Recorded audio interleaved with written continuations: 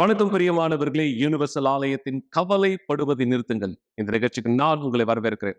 மிக நிச்சயமாய் நான் நம்புகிறேன். இந்த நாள் அலுவலான நாளாக இருந்திருக்கலாம்.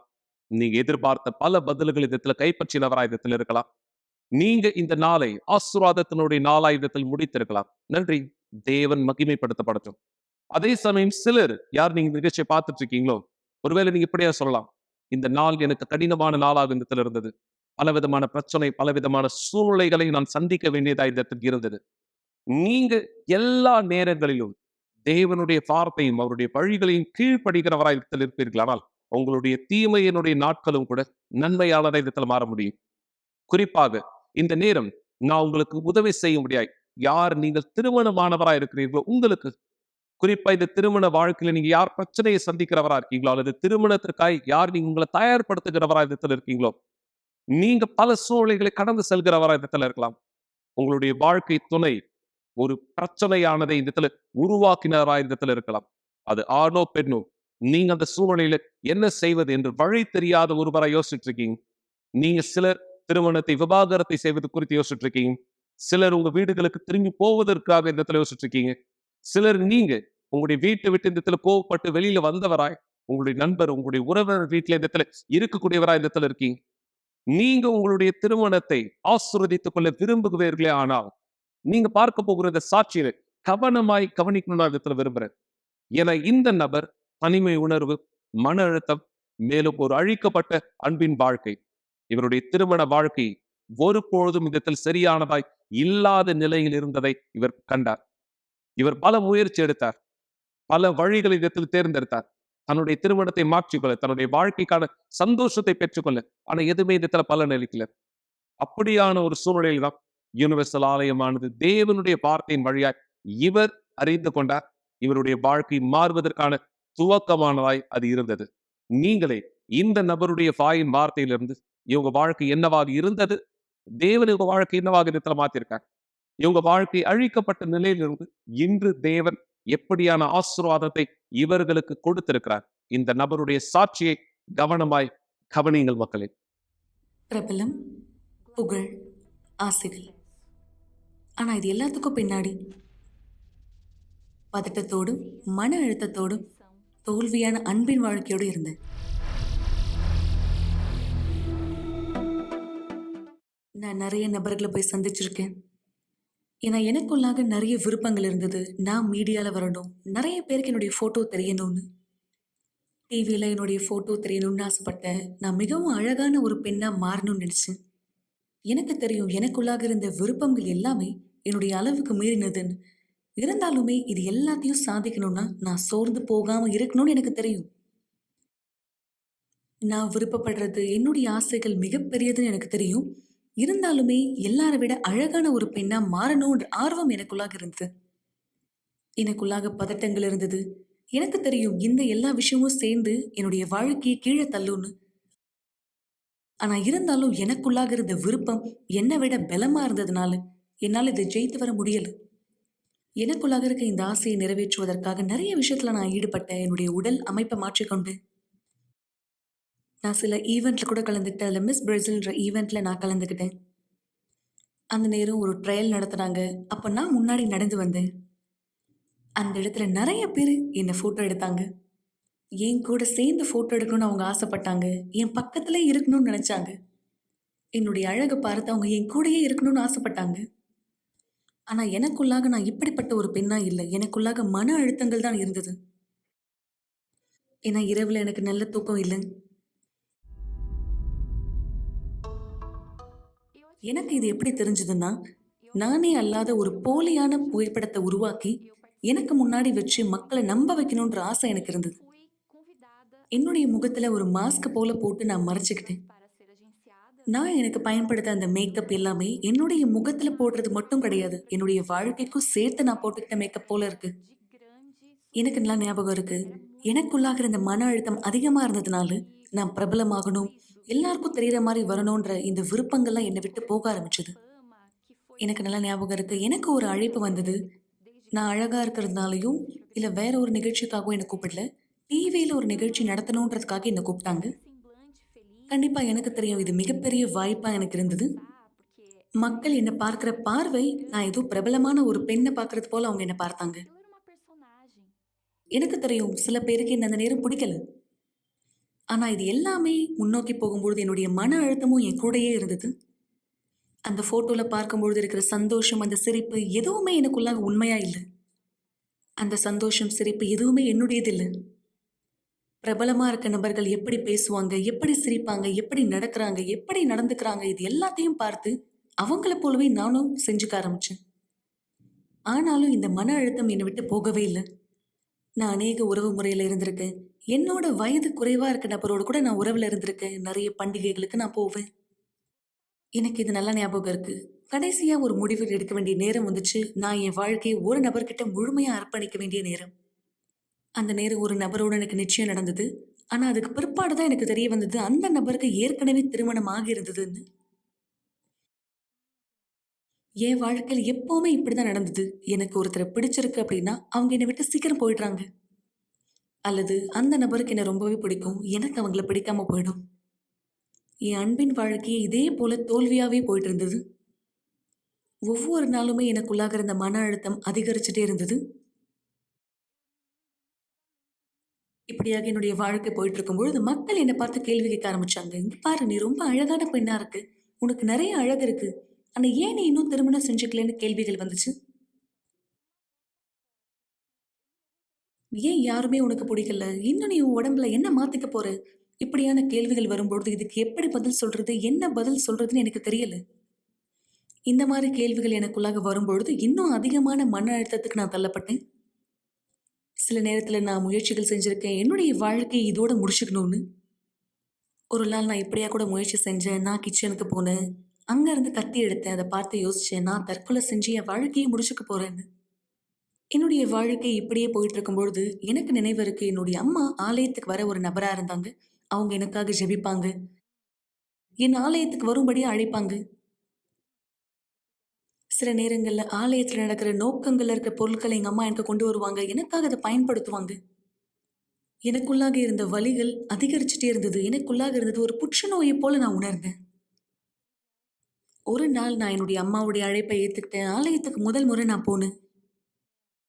நான் முன்னாடி இந்த மாரி ஆலயங்களுக்கு போனதே கிடையாது. அதுக்கு பிற்பாடு ஆலயத்துல நடந்த கூட்டங்கள்ல நான் கலந்துக்கிட்டேன். எனக்குள்ளாக இருந்த ஆவிக்குரிய புற்றுநோய், அதாவது மன அழுத்தம், அதிலிருந்து நான் விடுதலையாக ஆரம்பிச்சேன். ஆனாலும் எனக்குள்ளாக இருந்த தவறான பார்வைகள், தாழ்வு மனப்பான்மை எதுவுமே என்னை விட்டு சீக்கிரம் போகல. அது கடினமா இருந்தது நான் வெளிய எடுக்கிறதுக்கு. நான் ஆலயத்துல கலந்துக்கிட்ட பொழுது வெளிப்புறத்துல நான் விடுதலையை பெற்றுக்கொண்டேன். ஆனாலும் எனக்குள்ளாக இப்படிப்பட்ட விஷயங்கள வெளிய எடுக்க முடியல. தேவனிடத்துல அர்ப்பணிக்க முடியல. ஏன்னா என்னுடைய பெருமை என்னை தடுத்தது. ஒரு நாள் நான் ஆலயத்தினுடைய கூட்டத்துல கலந்துக்கும் பொழுது, அந்த கூட்டத்தினுடைய முடிவுல எனக்கு தெளிவா புரிஞ்சது. இதுக்கப்புறம் என் வாழ்க்கையில நான் என்ன முடிவு எடுக்கணும், என்ன செய்யணும்னு. அந்த கூட்டத்தினுடைய முடிவுல நான் முடிவெடுத்தேன். இதுதான் என் வாழ்க்கைக்கு சரியான ஒரு முடிவா இருக்கும். நான் போகணும். முதல்ல தண்ணீர்ல ஞானஸ்தானம் எடுக்கணும். அந்த நேரம் எனக்குள்ளாக இருந்த கோபங்கள், எனக்குள்ளாக இருந்த அந்த பாரம், எனக்குள்ளாக இருந்த பதட்டம் எல்லாவற்றையுமே நான் தேவனிடத்துல அர்ப்பணித்தேன். அந்த நேரம் மக்கள் என்ன பார்த்து என்ன சொல்லுவாங்க, என்ன யோசிப்பாங்க, இத பத்தி என்னுடைய கவனம் இல்ல. தேவன் என்னை எப்படி பார்க்கிறார்? இதுதான் என்னுடைய கவனமா இருந்தது. அவருடைய மகளா வாழணுன்றது என்னுடைய விருப்பம். அதற்கு பிற்பாடு நான் தண்ணீல ஞானஸ்தானம் எடுத்தேன். இந்த நேரத்துல தான் இஸ்ரவேலினுடைய சிறப்பு நிகழ்ச்சி வந்தது. அந்த நேரம் என்னுடைய முழுமையான இந்த அழுக்கான வாழ்க்கைய நான் அர்ப்பணித்தேன். அந்த நேரம் என்னுடைய தியாகங்கள நான் தயார்படுத்தினேன். என்னுடைய தியாகங்கள் பண ரீதியாவும் இருந்தது, சரீரபூர்வமாகவும் இருந்தது. ஆனா தேவன் என்னிடத்துல இருந்து எதிர்பார்த்த அந்த தியாகம் எனக்குள்ளாக இருந்த அந்த பழைய சிருஷ்டியா தான் இருந்தது. நான் என்னுடைய தியாகத்தை முழுமைப்படுத்த எதெல்லாம் கைவிட வேண்டியதா இருந்ததோ எல்லாத்தையுமே நான் கைவிட்டேன். ஏன்னா ஆலயத்துல வெறும் வந்துட்டு போற ஒரு நபரா இருக்கிறத நான் விரும்பல. ஆலயத்துல இருக்கும்பொழுது எனக்குள்ளாக ஒரு எதிர்ப்பு இருந்தது. நான் இன்னும் என்ன மாத்திக்கணும், என்ன என் வாழ்க்கையில மாத்தணும்னு. அந்த நேரம் நான் முடிவெடுத்தேன். என்னுடைய முழு வாழ்க்கை, என்னுடைய முழுமையை நான் தேவனிடத்துல அர்ப்பணிக்கும்படியாக. அந்த இஸ்ரவேலின் சிறப்பு நிகழ்ச்சியில என்னுடைய முழு வாழ்க்கையும், என்னுடைய தியாகத்தையும் தேவனிடத்துல நான் அர்ப்பணித்தேன். அந்த நேரம் நான் தேவனை நோக்கி பேசினேன். தேவனே, நான் யாருமே இல்ல. எனக்கு எதுவுமே தேவையில்ல. நான் தேவனிடத்துல சொன்னேன். தேவனே, எனக்கு உறவுகள் வேண்டாம், புகழ் வேண்டாம், பணம் வேண்டாம்.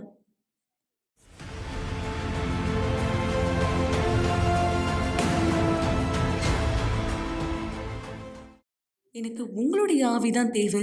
ஏன்னா நீங்க தான் என்னுடைய முழுமையா இருக்கீங்கன்னு. இனிமேலும் என்னுடைய வாழ்க்கையில நீங்க இல்லாம நான் வாழ விரும்பலன்னு சொன்னேன். அந்த நேரம் தேவனுடைய ஆவியானவர் இறங்கி வந்தார்.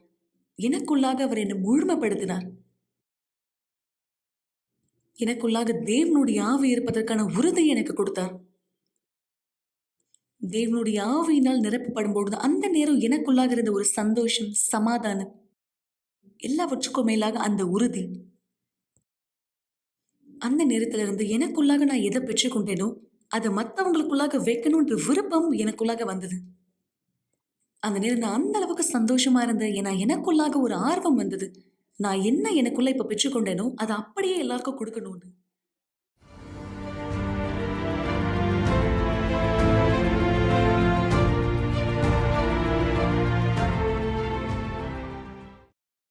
இது எல்லாவற்றுக்கும் பிற்பாடு இரண்டாவதாக என்னுடைய அன்பின் வாழ்க்கைக்கு நான் கவனம் செலுத்த வேண்டியதா இருந்தது. அந்த சிறப்பு நிகழ்ச்சியில என்னுடைய தியாகத்தின் மூலமாக தேவனுடைய ஆவியை நான் பெற்றுக்கொண்டு இது நேரமா இருக்க என்னுடைய அன்பின் வாழ்க்கையை சரி செய்வதற்கு இப்ப நான் எடுக்க வேண்டிய முடிவுகள் வந்தது. என்னோட யார் வாழ போறது, என் கூட வாழ்ற நபர் தேவனுடைய ஆவியோடு இருக்கணும்ன்ற ஆசை எனக்கு இருந்தது. அன்பின் சிகிச்சை கூட்டத்தை நான் கலந்துக்கிட்டேன். அங்க நான் எதெல்லாம் கத்துக்கிட்டேனோ, எதெல்லாம் செய்யும்படியாக எனக்கு சொல்லப்பட்டதோ எல்லாவற்றையும் நான் செய்தேன். அதற்கு பிற்பாடு என்னுடைய கணவரை நான் சந்தித்தேன். இன்னைக்கு நான் திருமணமான ஒரு பெண்ணா இருக்கேன். நாங்க 15 வருஷமா ஒன்னா இருக்கோம். எங்க 2 பேருக்கும் திருமணமாகி 13 வருஷம் ஆக போகுது. எங்க 2 பேருக்குள்ளாக சந்தோஷமானது இருக்கு. ஏன்னா நாங்க 2 பேருமே முதல்ல சந்தோஷமா இருக்கிறதுனால பண வாழ்க்கையில எங்களுக்கு ஆசீர்வாதம் இருக்கு. எங்க வாழ்க்கையினுடைய எல்லா பகுதிகளிலும் நாங்க ஆசீர்வாதங்களை பார்க்கிறோம். ஆனா இது எல்லாவற்றிலும் காட்டிலும் தேவனோடு இருக்க வாழ்க்கை, நமக்குள்ளாக இருக்க தேவனுடைய ஆவியானவர், ஆவிக்குரிய வாழ்க்கை தான் முதலாவது இருக்கணும். நம்ம அதற்கு முக்கியத்துவம் கொடுக்கலன்னா அதுக்கு பிற்பாடு வாழ்க்கையில எதெல்லாம் வருதோ எல்லாமே ஒரு நாள் முடிவுக்கு வரும். தேவனோடு கூட இருக்க இந்த தனிப்பட்ட உறவு மட்டும்தான் என்னை இப்படி ஒரு பலமான பெண்ணா மாற்றினது. கவலைப்படுவதை நிறுத்துங்கள் என்ற நிகழ்ச்சியை பார்த்து கொண்டிருப்பதற்கு மிக்க நன்றி. கூட்டம் முடிந்த பிற்பாடும் நீங்கள் எங்களை தொடர்பு கொள்ளலாம். மறந்து விடாதீர்கள், எங்களுடைய எண் 9346387738. நன்றி. மிக நிச்சயமாய் நீங்க பார்த்த இந்த சாட்சி உங்களுடைய திருமணம் எப்படியாய் ஆசீர்வாதமாய் மாற முடியும் என்று இந்த இடத்துல உங்களுக்கு கற்றுக் கொடுத்திருக்கும். நீங்களும் ஆசீர்வதிக்கப்பட முடியும். இந்த சாட்சியில் பார்த்த நபர் மட்டுமல்ல, நீங்க யார் இந்த நிகழ்ச்சியை பார்த்துட்டு இருக்கீங்களோ உங்களுடைய திருமணங்களும் மிக நிச்சயமாய் ஆசீர்வாதமானதாய் திரும்ப முடியும். உங்களுடைய கணவருடைய வாழ்க்கை, உங்களுடைய வாழ்க்கை தேவனுடைய வார்த்தையின்படி ஆசீர்வதிக்கப்பட முடியும். நீ ஒருவேளை கேட்கலாம், தேவனுடைய வார்த்தை சொல்றீங்களே. என தேவனுடைய வார்த்தை தான் சத்தியமானதா இருக்கிறது. அந்த சத்தியமானதுதான் நம்முடைய வாழ்க்கையை வழி நடத்தக்கூடியதா இந்த இடத்துல இருக்கு. சில நேரம் கிறிஸ்துவர்களாய் கூட நீங்கள் இந்த இடத்துல சில தவறுகளை செய்றீங்க. எப்படியான தவறுகள்? நீங்க தேவனை உங்களுடைய வாழ்க்கையின் ஆசீர்வாதமான நாட்களிலே அவரை துதிக்கிறீங்க, அவருக்கு நன்றி சொல்றீங்க. ஆனா உங்க வாழ்க்கையினுடைய கடினமான நாட்கள் வரும்பொழுது நீங்க அதே செய்யறீங்களா? யோசிச்சு பாருங்க. நன்மையானது வரும்பொழுது, ஆசீர்வாதமானது வரும்பொழுது நீங்க தேவனுக்கு நன்றி சொல்றீங்க. நீங்க தேவனுக்காக இந்த இடத்துல உங்களுடைய சிறந்த நேரத்தை கொடுக்குறீங்க. உங்களுடைய வாழ்க்கையில் நீங்க செய்யற எல்லா காரியங்களையும் சிறந்ததா செய்றீங்க. ஆனா ஒரு கடினமானது, ஒரு பிரச்சனையானது நீங்க சந்திக்க நேர்ந்தால் சிலர் நீங்க என்ன செய்றீங்க? தேவனை குறை சொல்றீங்க. தேவனானவராக இயேசு இல்லைன்னு சொல்ற அளவுக்கு உங்களுடைய மன அழுத்தமானது இந்த இடத்துல மிகப்பெரியதா இந்த இடத்துல மாறக்கூடியதா கூட இருக்கு. நான் சொல்றது சரியா இல்லைங்களா? எனவேதான் நீங்க தீங்கு நாட்களை சந்திக்கிற ஒருவராய் இந்த இடத்துல இருப்பீர்கள். ஆனால் நீங்க எப்படியாக இந்த தீங்கு நாட்களை ஜெயிக்க முடியும்? இந்த உலகத்தினுடைய அசுத்தங்களை நீங்க எப்படியா ஜெயிக்க முடியும்? தேவனுடைய வார்த்தை உங்களுக்கு இந்த இடத்துல எப்படியானதாய் கொடுக்கப்பட்டதோ அந்த வார்த்தையை நீங்க எப்படியா இந்த இடத்துல கீழ்ப்படிய முடியும்? இந்த வீடியோவானது உங்களுக்கு ஒரு விளக்கமானது இந்த இடத்துல கொடுக்கும். தீங்கு நாட்களிலே நீங்கள் எப்படியாய் ஜெயிக்க முடியும்? நீங்க செய்ய வேண்டியது நீங்க எப்படியாய் உங்களுடைய கடினத்தின் நாட்களை ஆசீர்வாதத்தின் நாளாய் இடத்தில் மாற்ற முடியும்? இந்த வீடியோவானதை பாருங்கள் இப்பொழுது. தீங்கு நாட்களை நீங்கள் எவ்வாறு சகிப்பீர்கள்? ஏராளமான உபத்திரவங்கள் மற்றும் துன்புறுத்தல்களின் மத்தியிலே நீங்கள் எவ்வாறு நிலைத்திருப்பீர்கள்? நாட்கள் செல்லுகிற தருணம் எப்படி நீங்கள் நிலைத்து நிற்பீர்கள்? எல்லாம் நன்றாக இருக்கும் சமயம் விசுவாசிப்பது என்பது எளிமை. புயலானது அடங்காத ஒரு தருணமாயிருக்கும் சூழ்நிலையில் ஆத்துமாவினுடைய வலி குறையாதிருக்கிற அந்த நேரம் எப்படி நீங்கள் உங்களை கேட்டிருக்கலாம். எப்படி நான் சமாளிப்பேன்? மிக சரியாய் இதான் நீங்கள் கண்டடைய போவது. இப்போது நீங்கள் செய்யாத ஒன்றிற்காக தண்டிக்கப்படுவதை கற்பனை செய்து பாருங்கள். காட்டிக் கொடுத்தலின் வலியை தாங்குவது, துன்புறுத்தப்படுவது, உங்களை குற்றப்படுத்தினவர்களுக்கு முன்பாக வெளியரங்கமான கோலமாய் நிர்வாணத்தில் நிற்க வைக்கப்படுவது, மனுஷ வேதனையினுடைய உயர்ந்த நிலை. அப்படிப்பட்ட ஒரு அவமானத்தையும் வேதனையும் இயேசு எப்படி சகித்தார்? இங்கேதான் எல்லாமே துவங்கியது. எதுவுமே சாத்தியமாக இருக்காத ஒரு பிதாவினுடைய முத்திரையை ராமர் போயிருந்தார். பரிசுத்த ஆவி.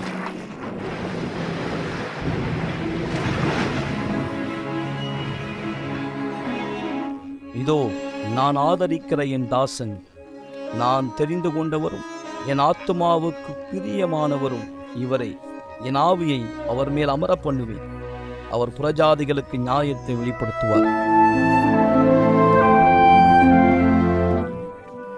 இந்த ஒரு அங்கீகரிக்கப்பட்ட ஊழியக்காரனாக மாற ஆண்டவராக இயேசு அபிஷேகிக்கப்பட வேண்டியிருந்தது. பரிசுத்த ஆவியினால் பலப்படுத்தப்பட வேண்டியிருந்தது. இந்த பூமியில் அவர் ஊழியத்தை துவங்குவதற்கு முன்பாய் அவர் எதையுமே சகித்திருக்க முடியாது. அவரும் கூட போது கற்பனை செய்து பாருங்கள், தேவகுமாரனை பரிசுத்த ஆவி பெற வேண்டியிருந்தால் நாம் எப்படி சாதாரண மனுஷர்கள், உண்மையிலேயே மனுஷர்கள் பரிசுத்த ஆவி பெறுவதனுடைய முக்கியத்துவத்தை குறித்து புரிந்து கொள்ளுதல் இல்லாதிருக்கிறார்கள். அல்லது அவர்கள் சாதாரணமாய் அவரை புறக்கணித்து கொண்டிருக்கலாம். தாவி சாதாரண பாகம் என்று அநேகர் நினைத்து கொண்டிருக்கிறார்கள். சூரியல் மாற்றி வைக்கப்பட்ட ஒரு படம் அல்லது ஒரு காதணி, நீங்கள் அவரை பெறாவிட்டாலும் கூட அதனால ஒரு பெரிய பிரச்சனை இல்லை என்பதை போல மக்கள் வாழ்ந்து கொண்டிருக்கிறார்கள். உலகம் இப்படிப்பட்ட ஒரு மாபெரும் அழிவிலே குழப்பத்தில் இருக்கிறது. எல்லாவற்றுக்கும் மேலாக அவர்களுக்குள் இருக்கிற ஆவி என்னவோ அதனுடைய வெளிப்பாடுதான் இது. வாழ்க்கை பிரயாணத்திலே பரிசுத்த ஆவி பெற்றிருப்பது என்பது ஒரு தேர்வு அல்ல, மாறாக அத்தியாவசியமான ஒன்று. நுரையீரலுக்கு எப்படி ஆக்சிஜன் தேவையோ ஆத்துமாவுக்கு கர்த்தருடைய ஆவி தேவை. உலகத்தை ஜெயிக்க இதுதான் உங்களிடத்திலே குறையாக இருக்கிறது. கடினமான தருணங்கள் வரும். அப்போது மக்கள் உங்களுக்கு தங்கள் முதுகை காண்பிப்பார்கள். அந்த தருணத்தை நீங்கள் பார்ப்பீர்கள், நீங்கள் தனிமையிலே இல்லை என்பதை. இந்த போராட்டங்கள் எல்லாம் உங்களை வெறும் பலமாக்கியது என்பதை காண்பீர்கள். பரிசுத்த ஆவியினாலே நீங்கள் அதி அற்புதமான சக்தியை பெற்றுக்கொள்வீர்கள். அவரை பெற்றவர்கள் யாரோ அவர்கள் உண்மையிலே பலப்படுத்தப்பட்டிருப்பார்கள். இவர்தான் பரிசுத்த ஆவியானவர். பெந்தெகோஸ்தே நாளன்று பயம் மிகுந்த கோழைத்தனமான சீஷர்களை துணிச்சலான பயமில்லாத அப்போஸ்தலர்களாக மாற்றினார். இவர்கள் என்னுடைய வார்த்தைக்காக தாங்கள் கொண்டிருந்த அன்பிற்காக தங்கள் வாழ்க்கையை பணைய வைக்கவும் தயாராக இருந்தார்கள். மைதானத்திலே சிங்கங்கள், பசியுள்ள சிங்கங்களுக்கு முன்பாக நிற்கும் போதும் கிறிஸ்தவர்கள் தங்கள் விசுவாசத்தை மறுதளிக்கவில்லை, அல்லது உயிரோடு எரிக்கப்பட போகிற சூழ்நிலைக்கு முன்பாகவும். காரணம், தங்களுக்கு முன்பாய் காத்திருந்த மகிமையை குறித்து அவர்கள் அறிந்திருந்தார்கள். இவர்தான் பரிசுத்த ஆவி உங்களுக்குள் வாசம் செய்ய விரும்புகிறார். உங்களை இந்த பூமியில் அவருக்கு சாட்சியாய் மாற்றி மத்தியிலே நிலைத்து நிற்கக்கூடிய சக்தியை உங்களுக்கு தரும்படி, மேலும் சொல்லப்பட்ட எல்லாம் முடிந்த பிற்பாடு உங்கள் சொந்த ஆத்மாவின் ரட்சிப்பை உறுதிப்படுத்திக் கொள்ளும்படி நிலையை நீங்கள் அடைய முடியும். பரிசுத்த ஆவிதான் எவரையும் விட எதையும் விட இவ்வுலகத்தில் உங்களுக்கு முக்கியமானது என்பதை நீங்கள் உணரும் பொழுது அவர்தான் மிகப்பெரிய விசேஷமான ஒன்று. மற்ற எல்லா ஆசீர்வாதங்களை பார்க்கலாம். மீதி உள்ளது வெறும் மீதம் மட்டுமே. நீங்க பார்த்த பிரகாரம் பரிசுத்த ஆவியானவர் மட்டுமே ஒருவரை இடத்தில் பலப்படுத்த முடியும். பரிசுத்த ஆவியானவர் மட்டுமே ஒருவரை இடத்தில் வழி நடத்த முடியும். பரிசுத்த ஆவியானவர் உங்களுடைய வாழ்க்கைக்குள்ளாய் இடத்தில் இருக்கும் பொழுது அவர் உங்களை நடத்தி கொண்டு செல்கிறவராய் இருக்கிறார். நீங்க உதவியை வெளியில இங்கும் அங்குமாய் தேட வேண்டியதில்லை. நீங்க ஒரு நண்பர் இடத்துல, உங்க குடும்பத்தார் இடத்துல, உங்களுடைய பெற்றோர் இடத்துல, உங்களுக்கு தெரியாதவர்கள் இடத்துல போய் ஆலோசனையானது கேட்க வேண்டிய அவசியமானது கூட கிடையாது. நீங்க தேவனாண்டவராக இயேசு வாக்களித்த அவருடைய பரிசுத்தமான ஆவியை பெற்றவராய் இடத்தில் இருப்பீர்களே, ஆனால் நீங்க மிக நிச்சயமாய் இந்த ஆசீர்வாதத்தை அவருடைய மகிமைக்கான சாட்சியாய் ஒவ்வொரு நாளும் அவரை போற்றுகிறவாய் இந்த நீங்க அவருடைய ஆவி உட்புறத்திலே உடையவராய் இருப்பீங்க. அதுதான் இந்த நாள் நம் ஆலயத்தில் மக்களுக்கு கற்றுக் கொடுத்தோம். இந்த சிறப்பான வேதாகம பாடத்திலே மக்கள் இன்று கற்றுக்கொண்ட காரியமானது இதுதான். இது வெறும் ஒரு நாள் மட்டுமல்ல, நீங்க ஒவ்வொரு நாளும் தேவனுக்கு நெருங்கி வரக்கூடிய வாய்ப்பை உடையவராய் இருக்கிறீர்கள் என்று இந்த நேரம் நான் உங்களுக்கு இந்த இடத்துல உறுதிப்படுத்த விரும்புகிறேன். பரிசுத்த ஆவியானவர் இல்லை என்றால் நாம் தேவனுக்கு ஒருபொழுதும் நெருங்கி இருப்பதில்லை. தேவனுக்கு நாம் நெருங்கி இல்லாத பட்சத்துல அவர் வாக்களித்த காரியத்தினுடைய பதிலை நாம் பார்ப்பது முடியாத காரியம். எனவே தேவனுக்கு அனுமதியானது கொடுங்க. நீங்க இந்த இடத்துல தேவனுக்கு அனுமதியானது கொடுக்கும் பொழுது அவர் வல்லமையானது உங்க வாழ்க்கையில் வெளிப்படுத்தப்படும். எனவேதான் இந்த மாதத்தினுடைய 25ஆம் தேதி கூட குறிப்பாய் இந்த மாதத்தினுடைய கடைசி ஞாயிற்றுக்கிழமை குறித்து நான் ஏற்கனவே பேசுறதுக்கான காரணம், இந்த பரிசுத்த ஒலிவ எண்ணெயை நீங்கள் இலவசமாய் இடத்தில் பெற்றுக்கொள்ள முடியும். மிக நிச்சயமாய் சீனாய் மலையிலே ஆசீர்வதிக்கப்பட்ட இந்த பரிசுத்த ஒலிவ எண்ணெயிலிருந்து நீங்கள் உங்களுடைய குடும்பத்தார் யாரெல்லாம் இந்த நிகழ்வுக்கு நீங்க எங்களோட இணைய போறீங்களோ நீங்க எல்லோருமே இந்த ஆசீர்வதிக்கப்பட்ட எண்ணெயிலிருந்து ஒரு பகுதியை நீங்கள் இடத்தில் பெற்றுக்கொள்வீர்கள். எனவே ஸ்கிரீன்ல பார்க்கிற இந்த தொலைபேசி எண்களில் எங்களை தொடர்பு கொள்ளுங்கள் அல்லது வாட்ஸ்அப் மூலமா நீங்க உங்களுடைய பெயர்கள் இந்த இடத்துல பதிவு செய்து கொள்ளலாம். இந்த எண்ணெயானதை நீங்கள் உங்கள் குடும்பத்தாரை இலவசமாய் பெற்றுக்கொள்ள இந்த நாளிலே எங்களோடு நீங்கள் இணையும் பொழுது தேவன் உங்களுடைய வாழ்க்கையை வழிநடத்த உங்கள் உட்புற பலனானதை பெற்றுக்கொள்ள பாதுகாப்பானதை பெற்றுக்கொள்ள தேவனுடைய குணமாக்குதலை நீங்க இந்த பெற்றுக்கொள்ள முடியாது. இந்த நாளுக்கு நான் உங்களை இந்த வரவேற்கிறேன். அதே சமயம் நீங்க இன்னொரு சாட்சியையும் கூட இந்த நேரம் பார்க்க நான் உங்களை வரவேற்கிறேன். இந்த சாட்சியானது நீங்க பார்க்க போகிறதுக்கு முன்பாக நீங்க உங்க வீட்டுல ஒரு கிளாஸ் தண்ணீரானது தயார்படுத்திக் கொள்ளுங்க. ஏன்னா இந்த சாட்சிக்கு பிற்பாடு மீண்டும் உங்களுடைய இணைவை உங்களுடைய தண்ணீரை ஆசீர்வதிக்கும்படியாக இந்த நபர் கடந்து சென்ற பிரச்சனைகள் இவர் ஜெயித்தார். தேவன் வழி நடத்தலை கொடுத்தார்.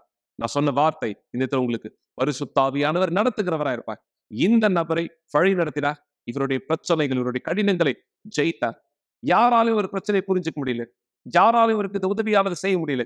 ஆனா தேவன் எப்பொழுது இந்த உதவி செய்ய கரத்தை நீட்டினாரோ அந்த கரத்தை இவர் பிடித்து கொண்ட பொழுதும் இவருக்கும் உதவியானது கிடைத்தது. இந்த சாட்சியை பாருங்கள் இப்பொழுதே. என் பேர் ஷெலி. நான் யூனிவர்சல் ஆலயத்துக்கு வரத்துக்கு முன்னாடி பயத்தினாலையும் மன அழுத்தத்தினாலையும் பாதிக்கப்பட்டிருந்தேன். எனக்கு அதிகமான பயம் இருந்தது, எனக்கு அதிகமான மன அழுத்தம் இருந்தது. என்னால் வீட்டில் தனியாக இருக்க முடியாது. எப்பொழுதும் என் கூட என்னுடைய மகள் இல்லைன்னா என் கணவர் கூட இருந்துக்கிட்டே இருக்கணும். நான் ரொம்ப அதிகமான பயத்தில் இருந்தேன். என்னால் குளிக்க கூட போக முடியாது. நான் குளிக்க போகிறது தான் என்னுடைய பிள்ளைகள் டோர்கிட்ட வந்து நிற்கணும். என்னால் குளிக்க கூட போக முடியாது. தண்ணியில் கூட என்னால் கை வைக்க முடியாது. ஏன்னா எனக்கு மறிச்சிருவேன், நான் இறந்துருவேங்கிற சத்தம் கேட்டுகிட்டே இருந்தது. நான் குளிக்க போகும்போது கண்ணை மூடும் போது எனக்கு நெருப்பு பட்டு நான் இறந்துருவேன், தண்ணி பட்டு இறந்துருவேன் அப்படின்னு நான் பயந்தேன். எனக்கு இந்த மாதிரியான குரல்கள் கூட கேட்டது, நீ சீக்கிரமாக இறந்துருவேன், இன்னைக்கு இறந்துருவேன். இந்த மாதிரி வேலை செய்யும் போது கூட எனக்கு இந்த மாதிரி சத்தங்கள் கேட்கும், நீ இறந்துருவேன் அப்படின்ட்டு. நான் உடனே என்னோட மேலதிகாரிக்கிட்ட ஓடுவேன், என் கணவரை நான் தொடர்பு கொள்ளுவேன், என் பிள்ளைகளை தொடர்பு கொள்வேன், நான் வீட்டுக்கு போகணுன்னு நினைப்பேன். என்னால் அந்த சூழ்நிலையை தாங்க முடியல. எனக்கு ரொம்ப அதிகமான பயம். சில நேரத்தில் என் கணவர் தான் கார் ஓட்டுவார், நான் பக்கத்தில் உட்காந்துருப்பேன். ஆனால் எனக்கு ரொம்ப அதிகமாக சூடாக இருக்கும். ஏர் கண்டிஷனர் ஃபுல்லாக ஆனில் தான் இருக்கும். ஆனால் எனக்கு ரொம்ப அதிகமான பயம் இருக்கும்.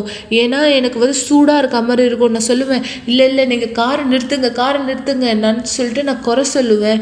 எனக்கு பெரிய மரம் இருக்கிற இடத்துக்கு கூட்டிகிட்டு போங்க, எனக்கு மூச்சு விட முடியல, எனக்கு காற்று வேணும் அப்படின்னு சொல்லுவேன். அப்போ என் கணவர் கேட்பார், எல்லாமே ஆனில் தான் இருக்குது, ஏர் கண்டிஷன் ஃபுல்லாக இருக்குது, உனக்கு மட்டும் எப்படி இந்த மாதிரி நடக்குது, எப்படி சூடாகுது அப்படின்னு கேட்டார். அதன் பிற்பாடு என் கணவர் என்னை மருத்துவர்கிட்ட கூட்டிகிட்டு போயிருந்தார். அங்கே மருத்துவர்கள் என்னை சோதித்து பார்த்தாங்க. என் கணவர்கிட்ட கேள்வி கேட்டாங்க, இந்த மாதிரி அவங்களுக்கு ஏதாவது ஆக்சிடெண்ட் இல்லை யாராவது குடும்பத்தில் மறிச்சிருக்காங்களா, இல்லை வந்து அவங்களுக்கு ஏதாவது பாதிப்பு அதிர்ச்சி ஏற்பட்டிருக்கான்னு கேட்கும்போது என் கணவர் இல்லை, அந்த மாதிரி எதுவுமே கிடையாது அப்படின்னு சொன்னாங்க. உடனே அந்த டாக்டர் சொன்னார், உங்களுக்கு நாம் என்டிடி தூக்க மாத்திரை கொடுத்து பார்க்கலாம், எப்படி இருக்குன்னு நம்ம பார்க்கணும், அவங்க பிரெயின் முழுவதுமாக தூங்கணும் அப்படின்னு சொல்லியிருந்தாரு. நான் அந்த தூக்க மாத்திரை சாப்பிடும் போது மட்டும்தான் நல்லா தூங்கினேன், நல்லா உணர்ந்தேன். அதுதான் ஒரே வழின்னு நினச்சேன். ஆனால் அதன் பிற்பாடு நான் தூக்கத்துலேருந்து எழுந்த பிற்பாடு அதே சோகம், அதே பயம், அதே மரணத்தின் பயம், அதே மன அழுத்தம் எல்லாமே என்னை சுற்றி இருந்தது. நான் சில நேரத்தில் நினைப்பேன், ஏன் இது ரொம்ப மோசமாக போயிட்டுருக்கு, என்னுடைய திருமண வாழ்க்கையை அழிக்குது, என்னுடைய வாழ்க்கையை அழிக்குது. என் கணவர் இந்த சூழ்நிலையை பார்த்துக்கிட்டே இருக்காரு. என் வீட்டுக்குள்ளே இருக்கிறதுக்கு எனக்கு பயமாக இருக்குது. என்னுடைய சொந்த வீட்டுக்குள்ளே குளிக்கிறதுக்கு பயமாக இருக்குது. எப்போதும் என்னோட கணவர், என்னோட பிள்ளைகள் என்னை சுற்றி இருந்துக்கிட்டே இருக்கணும். ஒரு நொடி கூட என் கணவரும் என் பிள்ளைகளும் என்னை விட்டு வெளியே இருக்கிறத என்னால் தாங்க முடியல. சில நேரத்தில் நான் மயக்கடிச்சு விழுந்திருக்கிறத என் பிள்ளைங்க பார்த்துருக்காங்க. என் சிந்தனை சரியானதா இல்லவே இல்லை. அதன் பிற்பாடு நான் ஒருவரால் அழைக்கப்பட்டிருந்தேன். நான் யூனிவர்சல் ஆலயத்துக்கு வந்தேன். அந்த இடத்துல எனக்கு உதவியாளர்களும் போதகர்களும் உதவி செஞ்சாங்க. நான் அந்த இடத்துல கற்றுக்கிட்டேன் எப்படி என்னுடைய பயத்தையும் என்னுடைய பதட்டத்தையும் நான் ஜெயிக்க முடியும். இயேசு மட்டுமே ஒரே வழியாக இருக்கார். என் வாழ்க்கையும் என்னுடைய பிரச்சனையும் என்னுடைய எல்லாவற்றையும் நான் அவர்கிட்ட கொடுக்கும் போது, நான் தொடர்ந்து சங்கிலி ஜபம் செய்யும் போது நான் விடுதலை பெறுவேங்கிறத உணர்ந்தேன். நான் அதிகமாக ஆலயத்துக்கு வந்தேன். நான் அதிகமாக உதவியை பெற்றுக்கொண்டேன். போதகர் மனைவின் மூலமாக நான் கவுன்சிலிங்கை பெற்றுக்கொண்டேன். நான் இனிமேலும் அந்த பயத்தில் அந்த பிரச்சனையில் இல்லை. என்னோடய திருமண வாழ்க்கை ஆசீர்வாதமாக இருக்குது. இன்றைக்கி நான் முழுமையாக விடுதலை பெற்றிருக்கேன். இனிமேலும் நான் தூக்க மாத்திரை எதையும் சாப்பிட வேண்டிய அவசியம் கிடையாது. நான் முழுமையாக இப்போ எந்த இடத்துக்கு வேணால் போக முடியும், எந்த இடத்துல வேணால் எதை வேணால் செய்ய முடியும். நான் ரொம்ப ஆசீர்வாதமாக இருக்கேன். கவலைப்படுவதை நிறுத்துங்கள் என்ற நிகழ்ச்சியை பார்த்து கொண்டிருப்பதற்கு மிக்க நன்றி. கூட்டம் முடிந்த பிற்பாடும் நீங்கள் எங்களை தொடர்பு கொள்ளலாம். மறந்து விடாதீர்கள், எங்களுடைய எண் 9346387738. நன்றி. எனவேதான் மங்களே, இந்த நேரம் நான் இந்த இடத்துல பேசுறதுக்காக மட்டும், ஒவ்வொரு நிகழ்ச்சியில் உங்களோட நான் வெறும் பேசிட்டு போறதுக்காக மட்டும் தேவன் அனுமதிக்கல. உங்க வாழ்க்கையில இருக்கக்கூடிய சூழ்நிலைகளை அவர் மாற்ற காத்து கொண்டிருக்கிறார். இந்த நிகழ்ச்சி உங்களுக்கான வாய்ப்பு. நீங்க உங்க வாழ்க்கையை மாற்றிக்கொள்ள, நீங்க உங்க வாழ்க்கை மீது தேவன் ஆசீர்வதித்த ஆசீர்வாதங்களை பெற்றுக்கொள்ள. நீங்க ஒருவேளை சொல்லலாம், பல வருஷங்களா நான் செஞ்சுட்டு இருக்கேன், பல வருஷமா இதை பார்த்துட்டு இருக்கேன், பல வருஷமா இந்த இடத்துல கேட்டுட்டு இருக்கேன். ஆனா இந்த நாள், இந்த வாய்ப்பு உங்கள் ஒவ்வொருவருக்காய் உங்களுடைய வீடுகளுக்குள் தேவன் அவருடைய வல்லமையின் கரத்தை வெளிப்படுத்த நீங்க அவருக்கு அனுமதியானதை கொடுக்கலாம். இலவச ஆலோசனைகளுக்கு, ஜெபங்களுக்கு ஸ்கிரீன்ல பார்க்கிற இந்த தொலைபேசி எண்களில் நீங்க தொடர்பு கொள்ளுங்கள். உங்களுக்கு தேவனுடைய வார்த்தையின் வழிகளை பகிர்ந்து கொள்ள நாங்கள் தயாராக இருக்கிறோம், முற்றிலும் இலவசமாக. எனவே இந்த நேரம் உங்களை தயார்படுத்துங்க. உங்களோடு சேர்ந்து உங்களை, உங்கள் வாழ்க்கையில் தேவன் ஆசீர்வதிக்க முடியாது. ஜெபத்திலே நாம் இணையலாம். ஒரு கிளாஸ் தண்ணீரை ஆயத்தப்படுத்திக் கொள்ளுங்கள் அல்லது தொலைக்காட்சிக்கு அருகாமையிலே வாருங்கள். இந்த நேரம் உங்களுக்கான ஒரு சிறப்பு ஜெபத்தை நாம் செய்ய போகிறோம். எங்கள் தேவனே, எங்கள் ஆண்டவராகிய இயேசுவே, இந்த நாள், இந்த நிகழ்ச்சியானது இவர்கள் தற்செயலாய் பார்க்கவில்லை. இவர்களுக்கான வாய்ப்பு நீர் கொடுத்த நிமித்தமாகவே இவர்கள் இந்த நிகழ்ச்சியில் எங்களோடு இணைந்தவராய் இருக்கிறார். எனவேதான் தேவனே, ஆண்டவராகிய இயேசுவுடைய பலகீனங்கள், இவருடைய கடினங்கள், இவருடைய போராட்டங்கள் எல்லாவற்றையும் ஜெயிக்க இவர்களுக்கான பலனை இந்த நீர் கொடுக்கும்படி இந்த கேட்கிறேன். இவர் யாரேனும் கவலையோடு இந்த இருந்தால், இவர்கள் யாரேனும் இந்த பிரச்சனை குறித்து இந்த பலகீனமான ஒருவராய் தன்னை பார்த்தால், இவர் பிரச்சனை மாறுவதற்கு வழியே இல்லை என்று சிந்தித்துக் கொண்டிருந்தால், இந்த சிந்தையை மாற்றும் தேவனே. நீர் இவருக்கு உதவி செய்ய தயாராயிருக்கிறேன் என்பதை புரிந்து கொள்ளக்கூடிய சிந்தனையை இவர்களுக்காய் நீர் கொடுக்க இந்த கேட்கிறேன். எங்கள் தேவனே, எங்கள் ஆண்டவராகிய இயேசுவே, இந்த நபர்கள் இந்த கவலைகள் நிமித்தமாய், இவர் திருமண வாழ்க்கை நிமித்தமாய், இவர் பிள்ளைகள் நிமித்தமாய் இவர் கவலையோடு இருந்தால், இந்த எல்லா கவலைகளை நீக்கும்படி இவர்களுக்கான வழி நடத்துதலை தாரும். நிச்சயமாய் நீர் இவர்களுக்கு வழி நடத்துதலை கொடுக்கும் பொழுது யார் ஒருவர் அந்த வழியை ஏற்றுக்கொள்கிறார், இவர் பதிலை பார்க்கிறார், இவருடைய வாழ்க்கை மாறுகிறது. இந்த சாட்சிகளிலே நாங்களுக்கு கேட்ட பிரகாரம் தான் அந்த நபருடைய திருமணம் ஆசீர்வதிக்கப்பட்டது, ஆவிக்குரிய வாழ்க்கை ஆசீர்வதிக்கப்பட்டது, சரீரம் ஆசீர்வதிக்கப்பட்டது. எல்லாமே தேவனே, ஆண்டவராகிய இயேசுவே, உம்முடைய மகிமையானது இதத்தில் விளங்கும்படியாய் சகலமும் இதத்தில் ஆசீர்வதிக்கப்பட்டது. இப்பொழுது இவருக்கு இந்த ஆசீர்வாதத்தை உன் நாமத்தின் நிமித்தமாய் இங்கு ஆசீர்வாதத்தை கட்டளிடுகிறேன். இவர் இந்த ஆசீர்வாதத்தை பெற்றுக் கொள்வாராக. இயேசு கிறிஸ்துவின் பெயராலே தேவனுடைய பலனை, தேவனுடைய வார்த்தையை, தேவனுடைய வழி நடத்துதலை பெற்றுக் கொள்ளுங்கள் மக்களை. நீங்கள் உங்கள் குடும்பத்தால் பலப்படுத்தப்பட முடியாது. இயேசு கிறிஸ்துவின் பெயராலே என் தேவனை அதே விசுவாசத்தலில் இவர் தன் கரங்களில் பிடித்திருக்கிற இந்த தண்ணீரை அபிஷேகம் பண்ண கேட்கிறேன். விசுவாசத்தோடு யாரெல்லாம் இந்த தண்ணீரை ஆசீர்வதிக்க முடியாது, உன்னுடைய வல்லமை தன் வாழ்க்கை மீது வெளிப்படும்படியாக கேட்கிறார்களோ, நம்புகிறார்களோ, அதிசயம் நடக்கட்டும். வியாதி உள்ளவர்கள் குணமாக்குதலை பெறட்டும். மருத்துவரால் இந்த முடியாததா இந்த இருந்திருக்கலாம், ஆனால் தேவனை நீர் மருத்துவரின் மருத்துவராயிருக்கிறேன். உன்னால் கூடாத காரியம் ஒன்றும் இல்லை. எனவே விசுவாசிக்கிறவர்களுக்கு சகலமும் கூடும் என்று உங்களுடைய வார்த்தை சொன்னது நிறைவேறும்படி இவர்களுக்கு உதவி செய்யும் பரிசுத்த ஆவியானவரே, இவர்களுடைய வாழ்க்கையானதை ஆசீர்வதியும். எல்லாமே உம் கைகளில் ஒப்படைக்கிறேன், ஆசீர்வதிக்கிறேன். என் தேவன் ஆண்டவராக இயேசு கிறிஸ்துவின் பெயரால் நன்றி ஆண்டவராக இயேசுவே. ஆமென். ஆமென். தேவன் உங்களுக்கு உதவி செய்வார். இந்த விசுவாசத்திலே நகருங்கள். மீண்டும் நாளை இந்த நிகழ்ச்சியில் உங்களுக்கு சந்திக்கிறேன், இயேசுவின் பெயராலே. சில தருணங்களில் நம் வாழ்க்கையின் உடனடியான பதில்கள் தேவைப்படுகிறது. பைபிளில் உள்ள பல உதாரணங்களின் மூலமாக ஒலிவ எண்ணெய் பல நோக்கங்களுக்காக பயன்படுத்தப்படுகிறது. அபிஷேகம் பண்ணப்பட்ட எண்ணெய் உங்கள் வாழ்க்கையின் தேவனுடைய கவனத்தை ஈர்ப்பதற்கான விசுவாசத்தின் அடையாளமாக இருக்கிறது. என்ன பதிலுக்காக எதிர்பார்த்து கொண்டிருக்கிறீர்கள்? ஆகஸ்ட் மாதம் 25ஆம் தேதி காலை 9:30 மணி கூட்டத்தில் எங்களோடு இணையுங்கள். உங்கள் எண்ணெய் பாட்டிலை பதிவு செய்ய மேலும் விவரங்களுக்கு அலையுங்கள் 9384638738. எங்களுடைய வெப்சைட்டை விசிட் செய்யுங்கள் www.uckg.in.